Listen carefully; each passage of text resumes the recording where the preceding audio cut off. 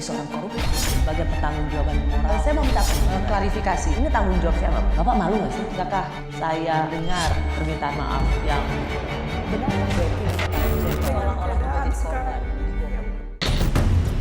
Keluarga saya sudah hancur, Pak Henry Surya. Bisnis saya hancur, Pak. Didakwa menipu dan menggelapkan uang 23.000 orang melalui koperasi simpan pinjam Indosuria hingga mencapai 106 triliun rupiah, terdakwa Henry Surya justru divonis lepas oleh Majelis Hakim Pengadilan Negeri Jakarta Barat pada 24 Januari lalu.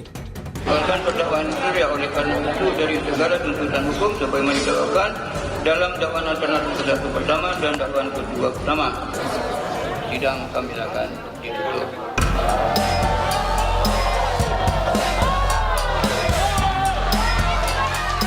Majelis Hakim Pengadilan Negeri Jakarta Barat beralasan tindakan pendiri koperasi simpan pinjam Indosuria itu bukan berada di ranah pidana, melainkan perkara perdata. Siapa yang tidak bisa dia suap dengan triliunan?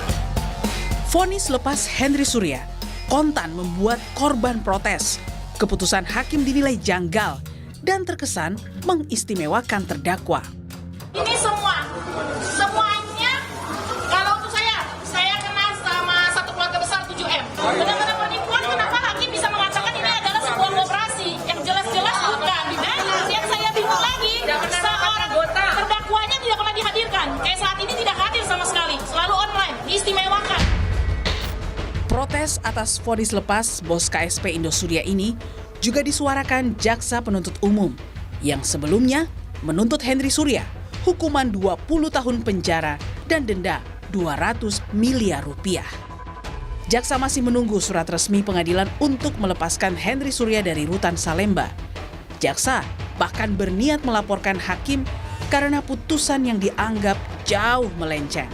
Sidang ini ternyata hasilnya zong oleh putusan pengadilan yang menurut saya luar biasa pembuktian kita. Sejarah 32 tahun saya jadi jaksa, ini baru putusan yang paling sesuatu yang tidak berpihak kepada 23.000 orang korban. Ada yang mati, ada yang gila. Awalnya bahwa ini ada bagian dari pidana. Kok pengadilan niaga putusan perdata? Aneh nih putusan. Dan ini saya laporkan ke presiden. Saya pribadi akan saya laporkan ke hakim ini. Kejaksaan Agung bersikukuh pembuktian penipuan dan kerugian mencapai 106 triliun rupiah yang dilakukan KSP Indosuria ini sudah berdasarkan laporan analisis PPATK. LHA ini kita dapat dari PPATK, itu kerugian 106 triliun. Masyarakat loh yang rugi, bukan negara. Uang ini dari masyarakat, koperasi ini memungut uang, menghimpun uang dari masyarakat tanpa izin. Itu yang dibuktikan jaksa. Pemerintah pun meradang karena meyakini KSP Indosuria telah melakukan tindak pidana sempurna dengan menghimpun dana berkedok koperasi yang melanggar undang-undang perbankan dan melakukan pidana pencucian uang. Nah, Indosuria sendiri itu sebagai koperasi dasar hukumnya tidak ada karena hanya berdasar keterangan dari seorang staf di kantor kementerian, bukan SK, bukan pendaftaran badan hukum ke lembaga hukum yang resmi. Nah, oleh sebab itu ya kalau gitu main-mainnya mari kita kuat-kuatan aja. Dia boleh membayar siapapun agar aman, kita kejar terus agar dia membayar terus juga. Kan kasusnya banyak ini. Kejaksaan Agung kemudian mengajukan kasasi ke Mahkamah Agung atas putusan lepas terdakwa Henry Surya. Pemerintah juga menyiapkan kasus baru untuk menjerat kembali bos KSP Indosuria ini. Kita tidak boleh kalah untuk menegakkan hukum dan kebenaran. Kita juga akan membuka kasus baru dari perkara ini karena tempus delictinya dan locus delictinya, korbannya masih banyak. Sejak Maret 2022, Direktorat Pidana Ekonomi Khusus Bareskrim Polri telah menyita ratusan aset milik KSP Indosuria. Di antaranya 132 unit kendaraan mobil, 3 unit apartemen di Gedung Sudirman, 2 unit apartemen di One Casablanca, 3 unit penthouse di Kuningan, 2 kantor di wilayah Tebet. Tapi sayang, berdasarkan putusan Majelis Hakim Pengadilan Negeri Jakarta Barat, seluruh aset mewah yang disita ini harus dikembalikan.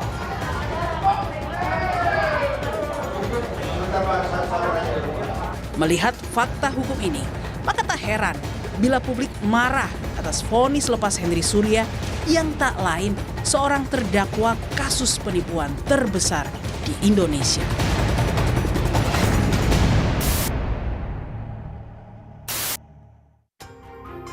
Sudah bersama saya Menteri Koperasi dan UKM, Bapak Teten Mas Duki. Pak Teten, terima kasih sudah di Rosi. Pak Teten, saya tahu reaksi sudah konferensi pers bersama Pak Mahfud juga. Saya tahu Anda terkejut. Tapi saya ingin tanya, marah nggak sih Anda dengan vonis hakim seperti ini? Ya sangat marah, sangat kecewa karena saya berharap justru proses pengadilan ini, proses penegakan hukum itu bisa menjadi solusi untuk memenuhi kewajiban koperasi kepada anggota koperasi yang bermasalah. Ya karena ini kan ada 8 koperasi bermasalah ya sejak pandemi itu yang totalnya 26 triliun. Ya. Ini salah satunya kan? Indosuria termasuk yang paling besar ya sekitar 13,8 triliun. Dan kita berharap karena mereka kan sudah menempuh pengadilan niaga. Oke, itu yang mau saya tanyakan. Ternyata hakim dalam putusannya mengatakan terdakwa Henry Surya itu lepas semua perbuatannya itu secara sah dan meyakinkan. Tapi kasusnya bukan kasus pidana, kasus perdata. Pertanyaannya kenapa nggak dari awal polisi sebagai penyidik, kejaksaan membuat kasus ini secara kasus perdata? Tadi Bapak Teten sudah mengatakan bahwa sudah ada di pengadilan niaga. Ya sebenarnya itu keliru ya.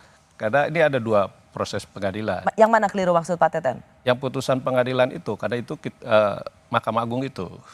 Karena itu kita ingin yang tadi, yang membebaskan Henry Surya. Oke, Pak Teten ini mengatakan bahwa putusan hakim yang melepaskan Henry Surya, bahwa kasusnya bukan kasus pidana tapi perdata, itu keliru? Keliru, karena itu memang dakwaan jaksanya pidana penggelapan, ya, pelanggaran undang-undang perbankan di mana Indosuria melakukan pengumpulan dana dari masyarakat dan itu melanggar itu pidana perbankan. Ya. Nah, yang disebut perdata itu ada pengadilan niaga yang sudah memutus ya putusan PKPU yaitu penyelesaian kewajiban pembayaran utang. Ya, pembayaran utang oleh koperasi Indosuria untuk memenuhi kewajiban kepada anggotanya. Oke, satu-satu berarti Pak Teten. Artinya secara perdata melalui pengadilan niaga sudah pernah Indosuria ini? Sudah. Sudah ya? Sudah. Dan itu ada mekanisme pembayaran kewajiban pembayaran utang. Ya. Sebenarnya secara pesannya jelas supaya uang-uang anggota koperasi ini bisa dikembalikan. Ya, jadi mereka kan pengurus dan anggota menempuh pengadilan niaga, berdamailah. Intinya restrukturisasi utang, penundaan pembayaran utang sampai tahun 2025. Tapi prakteknya memang kemudian baru sekitar 15,6% Indosuria itu bayar ke anggota.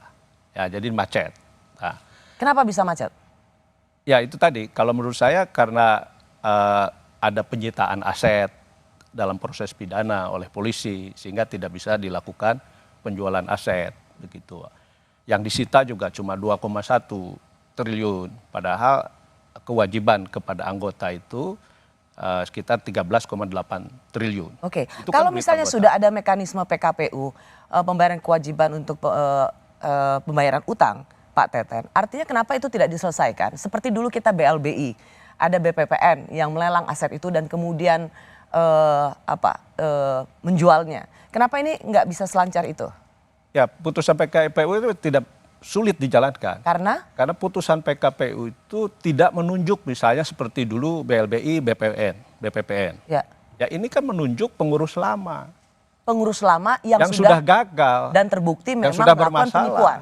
Yang sudah terbukti melakukan penggelapan aset dan lain sebagainya. Jadi dia tidak dia tidak patuh pada hukum, pada perintah pengadilan. Betul. Karena penjualan pengembalian utang itu atau pembayaran kewajiban itu dilakukan oleh pengurus lama yang jelas-jelas penjahat.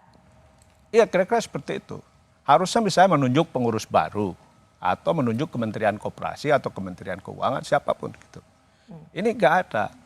Dan di Undang-Undang Kepailitan dan PKPU juga ada kelemahannya kalau misalnya tidak menjalankan putusan PKPU misalnya kan, tidak ada tindak pidananya. Dan putusan PKPU juga kan sampai 2025. Jadi kalau misalnya masih ada upaya membayar meskipun masih kecil, ya tadi juga baru pemenuhannya sampai 15,6%, itu dianggap masih tetap menjalankan putusan PKPU. Jadi hukumnya tidak strict, tegas, sehingga kita bisa melakukan pressure gitu, melakukan penekanan, upaya paksa untuk segera memenuhi kewajiban kepada anggota. Pak Teten, sejak awal sebenarnya ketika kasus ini merebak, sudah kelihatan sebenarnya ada keistimewaan pada pemilik Indosuria. Contohnya misalnya dari 2 korban KSP Indosuria yang menghadiri sidang. Kita lihat. Dan yang saya bingung lagi, seorang terdakwanya tidak pernah dihadirkan. Kayak saat ini tidak hadir sama sekali, selalu online, diistimewakan. Dari awal pokoknya sidang sudah terlihat bahwa semuanya diistimewakan untuk terdakwa. Sedangkan untuk kita semua korban tidak pernah dilihat dan dianggap. Bagaimana seorang hakim bisa bijaksana yang dinamakannya yang mulia dipanggilnya dengan sebutan yang mulia ternyata sikapnya benar-benar tidak mulia dan sangat memalukan kalau menurut saya. Siapa yang tidak bisa dia suap dengan perlindungan? Sejak awal sudah melihat ada keistimewaan pada pemilik Indosuria yang menjadi terdakwa. Kang Teten, Pak, nggak melihat bahwa sejak awal memang kasus ini seperti tidak serius sih? Ya kemarin kita minta dirakorkan kan di Menko Polhukam. Dan semua berpendapat ya ini kan uang besar. Tidak mudah lah untuk menyelesaikan kasus seperti ini. Pasti ada yang masuk angin dan lain sebagainya.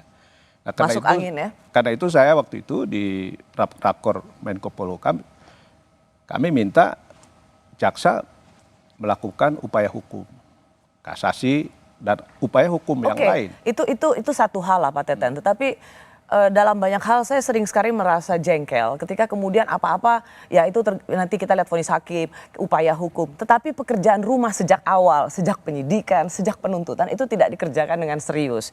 Contoh misalnya Pak Teten, bagaimana di penyidikan itu lama sekali bolak-balik, oke, itu sesuatu yang biasa dari P19 ke P21.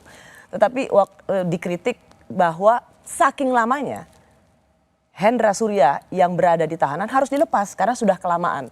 Waktu itu dakwaan yang dianggap tidak lengkap adalah harus mencari petunjuk, mencari tanda tangan dari 23.000 anggota koperasi. Ini mengada-ngada Pak Teten. Ya karena penegakan putusan PKPU itu udah di wilayah hukum, bukan di wilayah kami.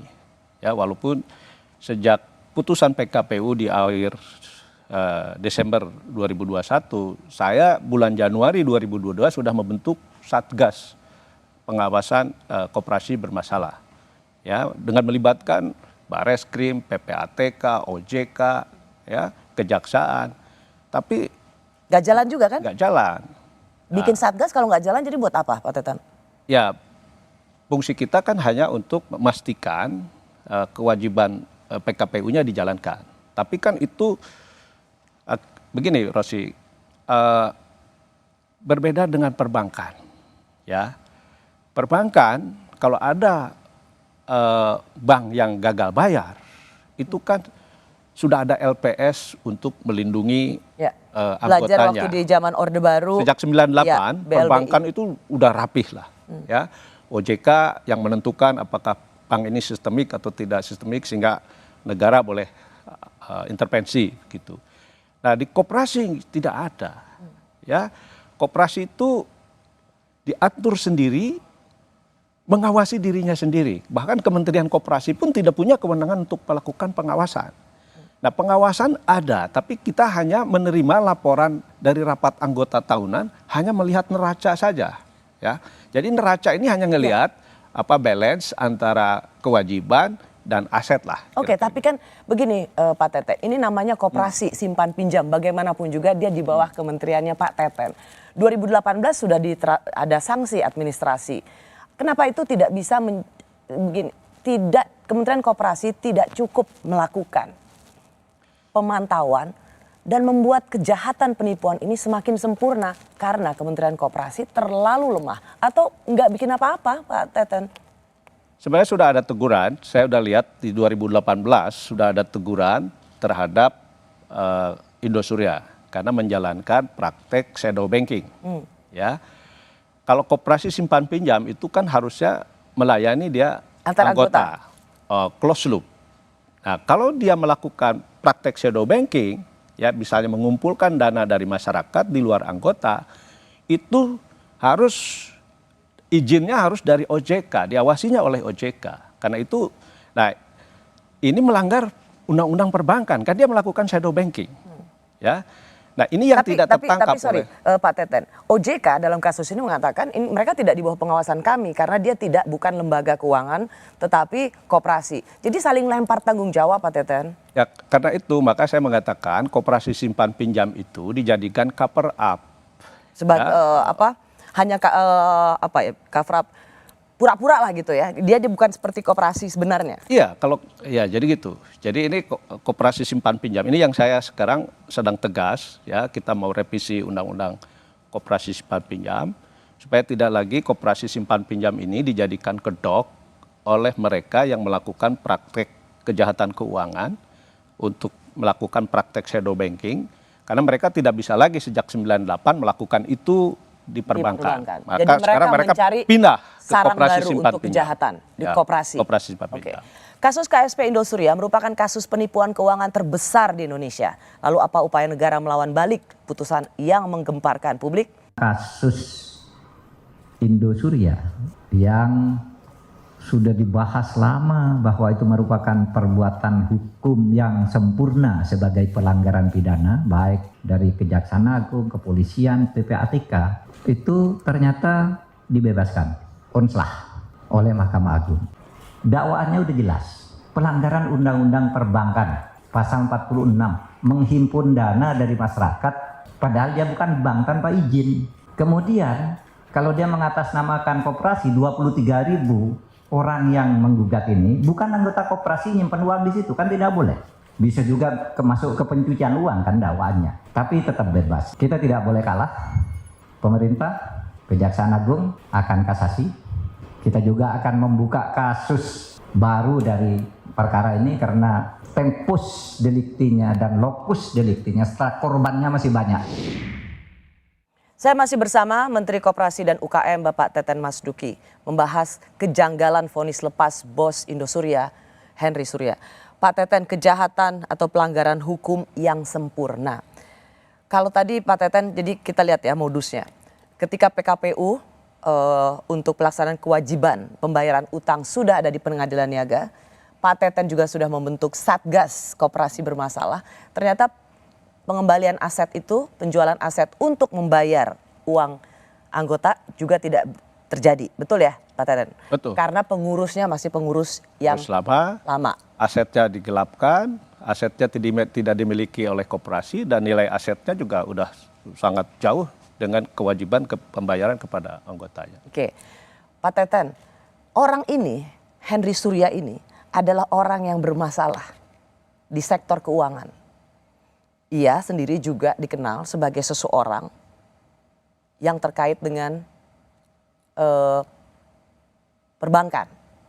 Artinya ini orang kan blacklist. Kok bisa dia mendirikan koperasi dan menghimpun dana masyarakat? Ya ini memang satu kelemahan di regulasi kita. Jadi di Undang-Undang Perkoperasian tidak ada larangan mereka yang misalnya melakukan kejahatan keuangan, apakah itu di perbankan, lalu boleh mendirikan koperasi. Dan pendirian koperasi ini kan sekarang bukan lagi di Kementerian Koperasi, tapi di Kumham. Nah, izin simpan pinjamnya yang ada di Kementerian Koperasi. Oke. Tapi sekarang saya udah bikin regulasinya. Tidak boleh lagi nih penjahat keuangan mendirikan koperasi. Bahkan saya sudah moratorium untuk koperasi simpan pinjam yang didirikan atau motifnya untuk bisnis keuangan, bukan untuk memberikan akses pembiayaan bagi masyarakat kecil, ini saya udah larang, udah stop. Tapi benar kan awalnya orang ini memang dia punya masalah dengan perbankan kan? Sehingga ketika dia tidak bisa mendapatkan uang dari perbankan, maka ia membentuk koperasi supaya bisa mengumpulkan dana masyarakat. Benar kan itu? Ya saya kira itu. Ya ini kan karena tadi ya mereka para penjahat keuangan ini kan nggak bisa lagi lah menggunakan bank untuk mengumpulkan dana masyarakat lalu dipakai di grupnya sendiri ya atau digelapkan dan lain sebagainya. Sehingga mereka itu sekarang bikin koperasi simpan pinjam. Nah ini yang sekarang saya mau atur. Ya revisi undang-undang koperasi sedang saya siapkan. Pak Teten, tadi Pak Mahfud juga bilang 23.000 yang menaruh uang itu nggak semuanya dari anggota koperasi. Itu dari mana? Jadi siapa saja yang teridentifikasi sebagai anggota atau nasabahnya KSP Indosuria ini? Kalau yang lapor kepada Satgas ya itu kan mereka sebenarnya dulu bukan anggota koperasi, bahkan mereka itu investasi di perusahaan sekuritasnya Indosuria. Indosuria ini kan grup, salah satunya punya koperasi simpan pinjam Indosuria. Tapi kemudian mereka dibukukan di dalam koperasi simpan pinjam Indosuria. Tapi ada sebagian karena mereka kan menggunakan tenaga marketingnya kan di jaringan perusahaan sekuritasnya. Ada yang memang langsung ditawarkan menjadi menyimpan di koperasi. Jadi 23.000 itu nggak semuanya anggota koperasi ya? Yang kalau kita lihat putusan PKPU, anggota koperasi di Indosuria itu cuma 4.952 orang. Oke, berarti 19.000 lainnya itu yang naruh duit di sekuritas. Di sekuritas Indosuria. langsung. Hanya waktu itu ada rilis yang mengatakan tidak ada hubungannya koperasi Indosuria dengan sekuritas Indosuria. Namanya juga Indosuria, Henry Surya itu satu grup bisnis. Menurut saya sih itu akal-akalan. Ya, karena itu sebenarnya ini kan udah wilayahnya OJK. Ya di awal tuh ini wilayah OJK. Walaupun juga ada di wilayah Kementerian Koperasi. Ya. Indosuria Sekuritas. Ya. Dia membukukan uang dari mereka yang menginvestasikan di Indosuria Sekuritas, tapi dibukukan di koperasi. Di koperasi. Kok itu nggak bisa ketahuan oleh OJK? Nah itu ya saya nggak tahu. Ya karena itu waktu itu kita ada pembicaraan. Dengan, tapi ini kan di bawah OJK bener ya? Harusnya diawasi oleh OJK. Koperasi apapun, kalaupun misalnya koperasi, tapi dia melakukan praktek open loop, misalnya dia tadi mengumpulkan dana dari masyarakat yang bukan anggotanya, itu izin dan pengawasannya ada di OJK. Karena itu melakukan praktek shadow banking, ya gitu. Nah, meskipun dia berkedok atau tadi Pak Teten bilang markup cover up, tapi begitu ketahuan bahwa dia mengumpulkan dana masyarakat di luar anggotanya, maka ini di bawah pengawasan OJK. Ya, nah karena itu kami sudah ada kesepakatan dengan Pak Mahendra Siregar, Ketua OJK. Ya, ini nanti pasca putusan, pasca undang-undang P2SK, ada undang-undang Omnibus Law Keuangan. Jadi nanti kita akan tegaskan betul. Ya, jadi ini ada masa transisi 2 tahun. Kita akan berdua sama-sama akan melakukan pemeriksaan mana koperasi simpan pinjam yang open loop dan close loop. Nah, kalau yang open loop itu izin pengawasannya itu harus OJK. Nah yang close loop yang hanya koperasi simpan pinjam yang hanya menjalankan simpan pinjam dengan anggota itu di wilayah Kementerian Koperasi. Jadi nanti supaya nggak ada lagi saling tuding begitu ya, saling lempar gitu. Saya tertarik Pak Teten untuk masuk ke soal bagaimana koperasi yang sesungguhnya tujuannya sangat mulia. Bung Hatta mungkin menangis kalau sekarang koperasi dijadikan sebagai ajang penipuan baru bagi para penjahat atau bandit-bandit keuangan. Jadi karena sekarang main-main di perbankan mungkin lebih susah, maka mereka menggunakan koperasi. Ya. Ya saya mengatakan babi hutan di perbankan itu sekarang pindah ke koperasi simpan pinjam. Nah karena itu ini saya kemarin justru waktu pembahasan Omnibus Law Keuangan, Pak Presiden juga inginkan semua koperasi simpan pinjam itu harus di bawah pengawasan OJK. Tapi ada penolakan dari para koperasi sendiri. Kenapa? Saya bisa mencium itu Pak Teten. Karena sekarang kepemilikan koperasi itu orang kaya semua, konglomerat Pak. Ya. Tapi ada juga ya betul yang koperasi yang itu yang tadi kan Pak Teten bilang babi hutan perbankan sekarang pindah ke koperasi. Jadi ketika Pak Teten ingin melakukan reformasi soal pendirian koperasi ini dapat penolakan. Di mana mereka ingin menolaknya? Apanya? Kalau saya sekarang udah bikin peraturan moratorium, tidak boleh lagi memberikan izin simpan pinjam bagi koperasi yang didirikan oleh atau motifnya untuk bisnis keuangan. Ya, gampang lah. Misalnya untuk apa konglomerat atau orang kaya bikin koperasi simpan pinjam itu kan pasti ada niat motif busuknya. yang busuknya. Saya udah larang gitu. Tapi yang penting juga saya juga ingin mendorong mengajukan revisi undang-undang koperasi. Ya, karena sekarang ini Kementerian Koperasi tidak punya kewenangan pengawasan. Padahal koperasi ketika semakin besar juga tidak bisa mengawasi dirinya sendiri. Ya, nah karena itu misalnya penting ya koperasi itu memiliki LPS seperti di perbankan. Pak Teten mau bilang sebagai Menteri Koperasi atau institusi Kementerian Koperasi ini tidak punya daya kontrol pada menjamurnya koperasi-koperasi sekarang. Tidak ada. Daya pengawasan sama sekali nggak ada. Tidak ada. Legal framework-nya, undang-undangnya tidak memberikan fungsi pengawasan kepada Kementerian Koperasi, kepada pemerintah. Pengawasan itu oleh dirinya sendiri, oleh pengurus, oleh pengawas yang diangkat oleh rapat anggota. Ya, kami tidak ada punya apa. Kalau ada koperasi bermasalah seperti ini gagal bayar, kami juga tidak ada pemerintah tidak ada mekanisme bailout misalnya. Nah, karena itu memang putusan mereka antara anggota dengan pengurus lalu kelemahan undang-undang ini yang dimanfaatkan ya oleh para penjahat keuangan. Betul. Jadi lalu bisa yang dibilang kedua, misalnya ya pengawas koperasi ya sempat dibikin ada deputi pengawasan, tapi profesionalitas pengawasnya juga kan tidak memadai. Ya, dan koperasi sekarang besar kan ada yang udah 11 triliun, ada 4,6 triliun, 2 triliun, 3 triliun koperasi simpan pinjam itu asetnya besar. Ini nggak bisa lagi diawasi oleh ASN yang tidak punya kemampuan profesionalitas di sektor keuangan. Jadi bisa dibilang Anda Menteri Koperasi dengan jumlah koperasi yang luar biasa, asetnya sekarang juga udah bisa dibilang triliunan, tapi Menteri Koperasinya tangannya diborgol, nggak punya kekuasaan. Ya, powerless lah. Gitu. Menteri Koperasi yang powerless. Nah, jadi karena itu saya betul-betul untuk 8 koperasi bermasalah ini saya tidak punya solusi jangka pendek. Nah, saya sudah sampaikan ke Pak Presiden, Pak, ini kita harus punya legacy. Kita harus beresin ini ekosistem kelembagaan koperasi ini supaya tidak terjadi lagi praktek-praktek koperasi seperti ini. Negara harus hadir. Apakah duit nasabah atau anggota koperasi bisa kembali? Kalau lihat dari kronologis perkara ini adalah perkara yang sangat sulit dibawa ke ranah perdata. Kenapa saya bilang sangat sulit?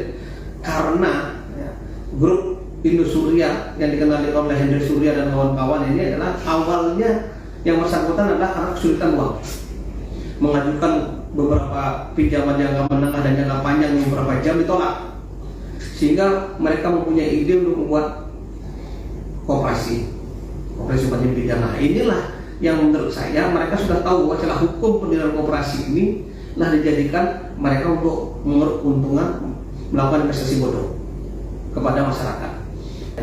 Kemudian mereka melakukan pengumpulan data dengan minimal 50 juta sampai tidak terbatas dengan membuat balance giro. Ini kan tidak ada di dalam perkoperasian terkait dengan kegiatan tersebut. Bahwa ini adalah kegiatan perbankan murni sebenarnya, pengumpulan dana dengan investasi bodoh.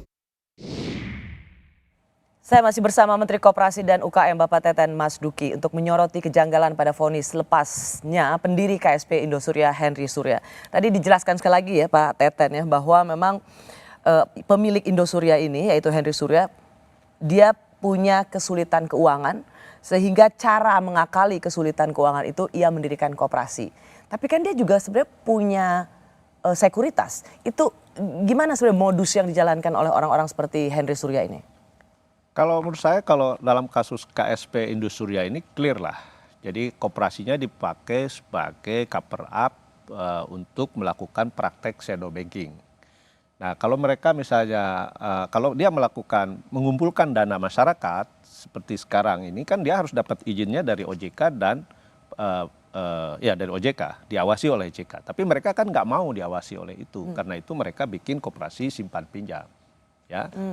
Nah, kalau ini jelas-jelas, ya sebagian besar tadi disebut 23.000, ya.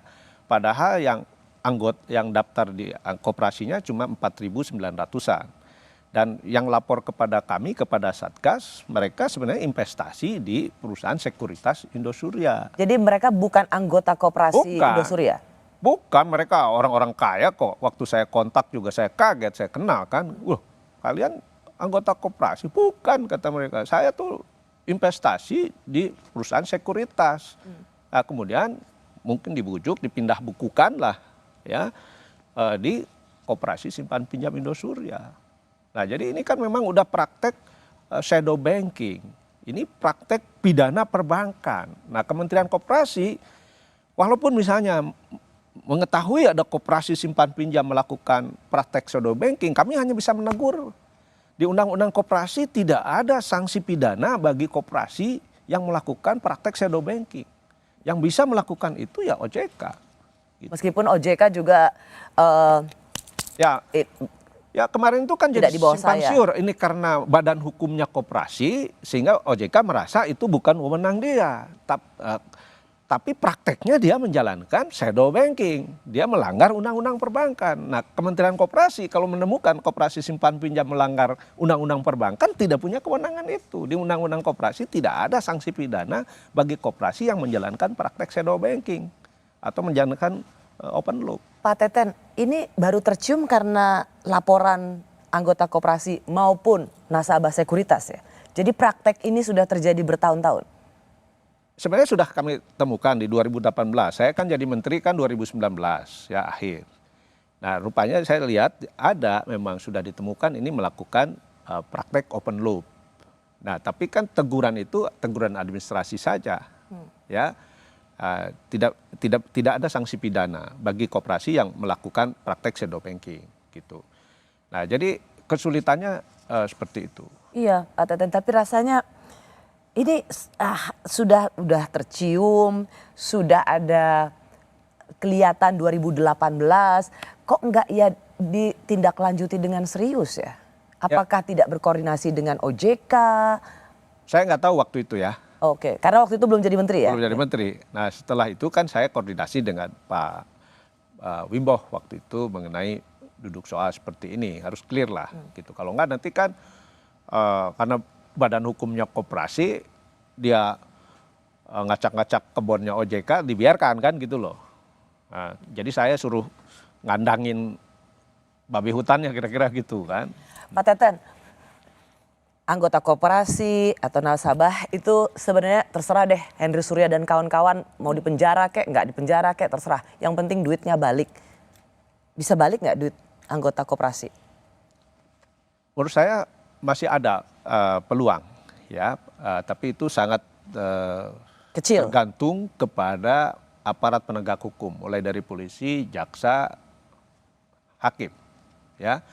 Karena menurut saya asetnya masih ada, meskipun ada aset koperasi misalnya diatasnamakan pengurus, aset koperasi yang kemudian ditaruh di perusahaan afiliasi dari pendiri koperasi atau pengurusnya koperasi, ada yang digelapkan. Saya kira PPATK sudah ada datanya, sehingga kalau aparat hukum ya sampai ke pengadilan itu bisa menyita aset ini, ya, lalu aset ini kemudian dijual lah, dipakai untuk memenuhi kewajiban kepada anggota, itu masih bisa. Walaupun menurut saya berkeyakinan asetnya banyak yang bodong juga, ya. Jadi ini pasti akan tidak semua uang anggota bisa kembali. Ya. Gak ada datanya sama sekali Pak Dalam Teten? kasus Indosuria pun kan yang disita polisi kan cuma 2,1 triliun. Padahal uang anggota yang katakanlah yang ditaruh di KSP Indosuria itu kan 13,8 triliun. Ya. Nah, tapi tadi kan ada praktek penggelapan aset dan lain sebagainya. Yang itu sebenarnya yang kemarin didakwakan oleh jaksa di kasus Henry Surya itu. Bukan kasus homologasinya, bukan di pengadilan niaga, di pengadilan pidananya. Jadi si clearnya karena orang ingin pokoknya duitnya balik, kurang-kurang dikit oke lah gitu, tapi duitnya balik. Pak Menteri Koperasi di sini mengatakan ada harapan, tapi itu sangat tergantung dari para penegak hukum untuk menyita aset itu. Terus kemudian ya tapi kan percuma juga kalau kemudian penyitaan aset, lalu siapa yang akan mengelolanya, siapa yang akan melelangnya, menjualnya, dan kemudian membagikannya kepada para anggota koperasi. Nah kemarin waktu di rakor dengan Menko Polhukam, saya menyampaikan ini, kesalahan dari pengadilan niaga itu ketika putusan PKPU itu tidak menunjuk manajemen baru seperti BPPN dalam kasus BLBI atau menunjuk pemerintah, misalnya Menteri Koperasi atau siapapun begitu, yang akan menjalankan penyitaan aset lalu menjual asetnya, kan seperti itu. Karena anggota inginnya kan dibayar, tidak percaya lagi. Kan ada mekanisme lain, misalnya katakanlah asetnya di value-nya dinaikkan begitu, tapi jangan dulu minta dibayar sekarang, toh PKPU-nya juga bisa sampai 2025, tapi kan anggota sudah tidak percaya, pengennya cash. Ya itu nggak mungkin. Nggak mungkin. Jadi memang harus settlement aset, ya. Jadi ini harus asetnya betul-betul disita oleh penegak hukum, diserahkan kepada tadi pengurus baru. Pengurus barunya suruh menjual asetnya, ya itu yang solusinya.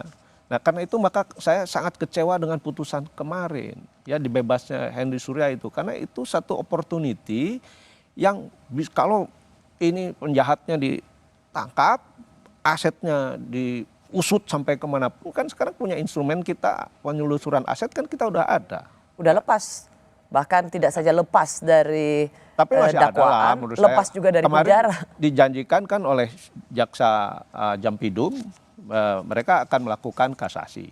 Tapi menurut saya juga harus ada upaya hukum lain, ya karena ini kan masih banyak pidana-pidana lain yang menurut saya bisa diproses. Oke. Bagaimana kemudian melihat secara cermat koperasi-koperasi yang memang memberikan manfaat atau koperasi-koperasi yang justru dijadikan sarang kejahatan bagi para penjahat keuangan? Kita mohon pengertian kepada DPR. Kita akan merevisi undang-undang koperasi. Karena sekarang penipuan-penipuan dan pencurian uang rakyat itu, kalau undang-undang perbankan ada pengawasnya. Kalau undang koperasi itu mengawasi dirinya sendiri koperasi, sehingga Menteri Koperasi, pemerintah tidak bisa ikut ke dalam. Baru sesudah terjadi dipaksa ikut oleh hukum. Tapi mari kita jangan takluk terhadap mafia-mafia dan penghisapan terhadap kekayaan rakyat yang seperti ini. Bersama saya Menteri Koperasi dan UKM Bapak Teten Mas Duki. Siapa mafianya Pak Teten? Mafianya? Ya saya kira mereka yang mendirikan koperasi simpan pinjam dengan niat untuk melakukan kejahatan keuangan. Karena di perbankan mereka udah nggak bisa lagi. Nah ini yang saya selalu tekankan. Pentingnya kita segera membenahi ekosistem kelembagaan koperasi. Jadi saya sudah mengajukan revisi undang-undang koperasi. Ya karena tadi yang seperti Pak Teten bilang, lalu kemudian Pak Mahfud bilang, pemerintah nggak punya ya daya apapun untuk mengawasi dan melihat apa yang terjadi di koperasi. Ya. Anda sendiri mengatakan powerless, Menteri Koperasi yang powerless. Apa yang diharapkan dari undang-undang koperasi yang baru? Ya pertama begini, koperasi simpan pinjam itu kan tetap dibutuhkan ya. Karena masih banyak usaha-usaha mikro, orang-orang kecil yang tidak bisa mengakses perbankan. Karena dengan koperasi bisa lebih murah, lebih mudah. Murah sih mungkin tidak, hampir sama dengan bank kreditnya. Tapi mudah. Nah tapi kita tidak ingin koperasi simpan pinjam ini karena kelemahan di ekosistemnya kemudian dijadikan praktek kejahatan keuangan. Nah salah satu yang kita ingin itu ada OPK. Jadi otoritas pengawas koperasi seperti OJK. Karena memang untuk koperasi simpan pinjam itu harus agak berbeda. Kita akan meniru seperti Amerika dan Jepang. Untuk koperasi simpan pinjam memang mereka tidak bisa lagi lah koperasi simpan pinjam ini diawasi oleh dirinya sendiri. Ya, tidak boleh lagi dari anggota oleh anggota. Nah, prakteknya tidak bisa. Kalau masih seperti itu maka nanti akan ada tadi babi hutan dari perbankan akan pindah ke koperasi simpan pinjam, ngacak-ngacak di sini jadi hama di koperasi. Nah, yang kedua perlu juga ada LPS ya, sehingga kalau ada seperti ini ya para nasabah atau anggota koperasi itu kan ada yang nanggung kalau misalnya katakanlah gagal bayar koperasinya ya. Sekarang kan nggak ada. Ya. Nah, itu. Pak Teten, di masa pandemi aja sebagai Menteri Koperasi, Pak Teten sebenarnya sudah membuat satu pernyataan. Ada beberapa, tadi di awal perbincangan kita sudah sempat disinggung oleh Pak Teten, 8 kalau nggak salah KSP yang bermasalah. Ini kan sebenarnya orang-orangnya atau lingkaran mafianya sebenarnya udah bisa teridentifikasi, Pak Teten. Ya ini kan kecil sebenarnya, kan koperasi simpan pinjam, koperasi keseluruhan kan ada sekitar 123 ribuan. 8 dari sekian ratus ribu sebenarnya kecil. Tapi dampaknya besar dan ini presiden buruk sehingga kita tidak boleh lagi kecolongan. Jadi ini kita harus ketatkan nih perizinan untuk koperasi simpan pinjam ini. Dari mereka yang memiliki atau menjadi pengurus koperasi ini, Pak Teten, ada melihat kesamaan nggak? Sama-sama sebenarnya mereka penjahat keuangan. Kalau kita lihat misalnya ini kan kesamaannya koperasi simpan pinjam yang didirikan oleh pemodal besar.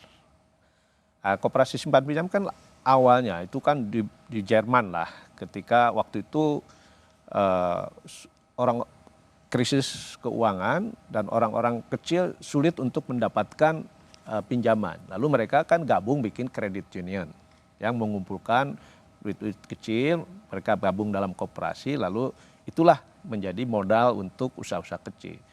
Nah jadi koperasi simpan pinjam itu motifnya adalah orang-orang kecil, yang ini kan koperasi kan bukan kumpulan modal, tapi kumpulan orang-orang untuk mencari solusi ekonomi, solusi keuangan, untuk kesejahteraan mereka, untuk modal usaha dan lain sebagainya. Nah sehingga sekarang kalau usaha besar ikut-ikut bikin koperasi simpan pinjam, ini pasti kan motifnya bukan untuk memperkuat ekonomi rakyat, ekonomi. Kalau dari 8 KSP yang bermasalah itu Pak Teten, adakah Pak Teten juga melihat identifikasi background check yang sama di antara para pengurus koperasi ini adalah orang-orang yang kaya yang menjadikan koperasi sebagai kedok mereka? Ya, kecuali satu. Ya hampir semua sama menurut saya. Kecuali ini satu, ada koperasi sejahtera bersama yang memang awalnya koperasi. Tapi dia tergiur untuk menarik dana dari masyarakat sehingga dia menaruh bunga yang tinggi bagi penyimpan di sana. Ya, sehingga banyak anggota yang bukan anggota ikut nyimpan di sana dan kemudian dia kesulitan untuk. Ini kalau nggak salah koperasi simpan pinjam inti dana juga memakan korban Hakim Agung bukan? Yang soal pilot. Ya itu kan saya udah laporkan sebelum ditangkap hakimnya itu di OTT. Kan saya sampaikan waktu itu kan saya bersama Pak Mahfud ketemu Mahkamah Agung, ya Ketua MA. Saya menyampaikan ini kita menangkap indikasi ada mafia hukum dalam kasus kepailitan dalam kasus PKPU koperasi. Karena misalnya tadi ada 186 anggota koperasi simpan pinjam sejahtera bersama. Tapi PKPU-nya hanya diusulkan oleh beberapa orang aja. Ya kan? Atau kepailitan hanya misalnya Indosuria. Tadi kalau kata hakim kan kata jaksa kan bisa 23.000 anggotanya. Itu. Lalu hanya beberapa orang yang mengajukan pilot kan gitu. Itu kan kalau itu modus merugikan, ya? Modus kan? Itu. Nah, tapi waktu itu saya sampaikan ya tidak lama kemudian ditangkaplah hakimnya. Gitu. Ya.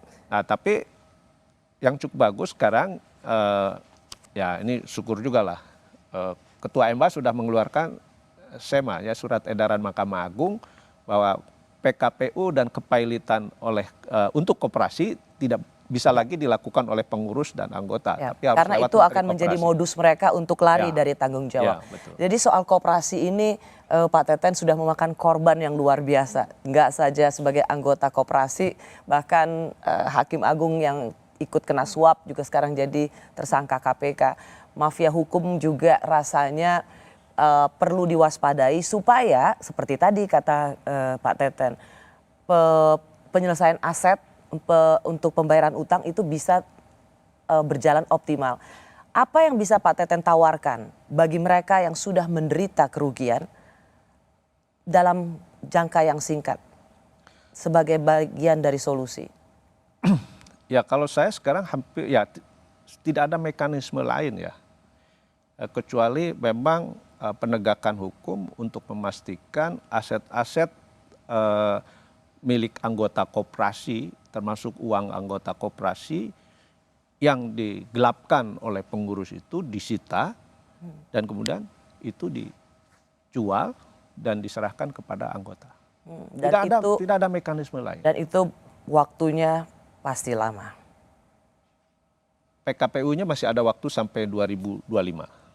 Ya. Jadi tapi sama sekali sangat tergantung kepada kejujuran aparat penegak hukum. Sangat tergantung pada kejujuran aparat hukum. Pak Teten Mas Duki, terima kasih sudah di Rosi. Terima kasih juga bagi Anda yang menyaksikan Rosi. Kita jumpa lagi Kamis depan. Selamat malam dan sampai jumpa.